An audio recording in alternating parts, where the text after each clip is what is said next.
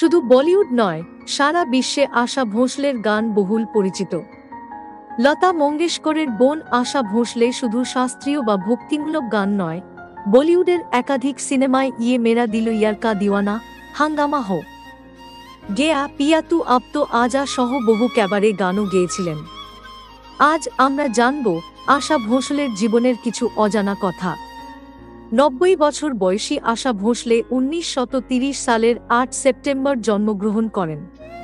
৪ বোনের মধ্যে সবথেকে ছোট আশা ছোটবেলা থেকেই ভীষণ আদরে বড় হয়েছিলেন।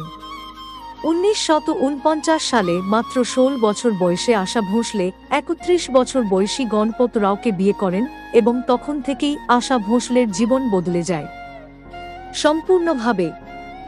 বাড়ির অমতে বিয়ে করার ফলে লতা মঙ্গেশকর তো বটেই, সম্পূর্ণ মঙ্গেশকর পরিবার আশা ভোঁসলের সঙ্গে সম্পর্ক ছিন্ন করে দেন।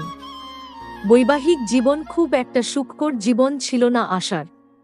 ছেলে হেমন্তের জন্মের পর মঙ্গেশকর পরিবারের সঙ্গে সম্পর্ক কিছুটা উন্নতি হয় এবং আশা ভোঁসলে আরও একবার বাপের বাড়িতে আসার সুযোগ পান।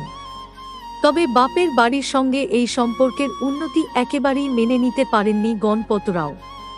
প্রতিনিয়ত আশাকে মারধর করার পাশাপাশি টাকার জন্য জোর করতে শুরু করেন গণপত রাও।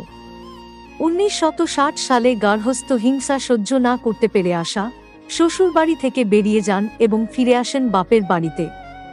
স্বামীর সঙ্গে বিবাহ বিচ্ছেদের সময় আশা গর্ভবতী ছিলেন এবং তৃতীয় সন্তান আনন্দের জন্ম হয় বিবাহ বিচ্ছেদের কিছুদিন বাদেই।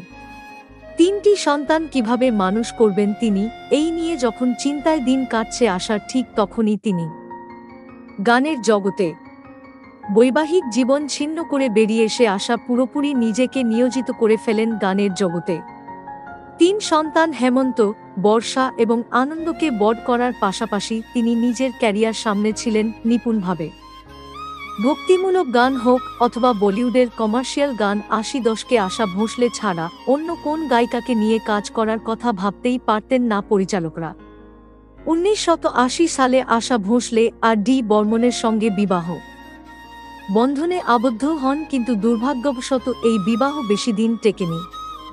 আর ডি বর্মনের অতিরিক্ত মদ্যপানের কারণে আশা ভোঁসলের সঙ্গে বিবাহ বিচ্ছেদ হয়ে যায়।